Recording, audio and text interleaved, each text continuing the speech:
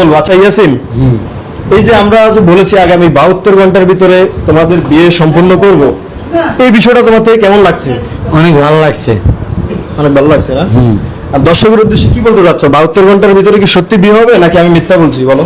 না, এটা সত্যি বিয়ে হবে 72 ঘন্টার ভিতরে ইনশাআল্লাহ না? ইনশাআল্লাহ। আলহামদুলিল্লাহ। আলহামদুলিল্লাহ। সুম্মা আমিন। হুম্মা আমিন। কবুল। কবুল। আচ্ছা, এবার যাব আমার বোনের কাছে। এই যে আমি যে মাত্র বলেছি সারা বাংলাদেশ এবং বিশ্বের মানুষকে কিন্তু আমি বড় মুখ করে আমি সহ আমার ফুল টিম সহ কিন্তু চ্যালেঞ্জ করেছি যে আগামী 72 ঘন্টার ভিতরে তোমাদের বিয়ের কাজ সম্পূর্ণ করব। তো তুমি কি বলতে চাচ্ছ এই বিষয়ে? কি বলবো, মানে 72 ঘন্টার ভিতরে তো বিয়ে হবে, আর এটা তো সত্যি। আর এতদিন আমরা ভিডিও করছি, কিন্তু অনেকজন অনেক কথা বলছে যে আমরা নাটক করি, অভিনয় করি। আসলে এটা নাটকও না, অভিনয় না, সিনেমা না, এটা রিয়েল লাইফের ভালোবাসা। আর ওরা আমি অনেক ভালোবাসি। আর আজ এখন থেকে 72 ঘন্টার ভিতরে আমার ভালোবাসার মানুষের সাথে আমার বিয়ে হচ্ছে। আচ্ছা, আপনারা জানবেন না যে কেন লেট হয়েছে এই কয়েকদিন লেট হওয়ার কারণ হলো আমরা অনেক কিছু প্রসেসিং করেছি।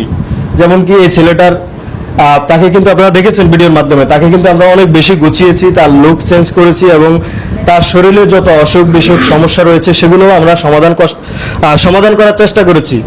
এবং আচ্ছা, আমরা এই কয়েকদিন লেট করেছি কেন একটু যদি বলতে দর্শকের উদ্দেশ্যে? মানে ইয়াসিনে গুছাবার জন্য আর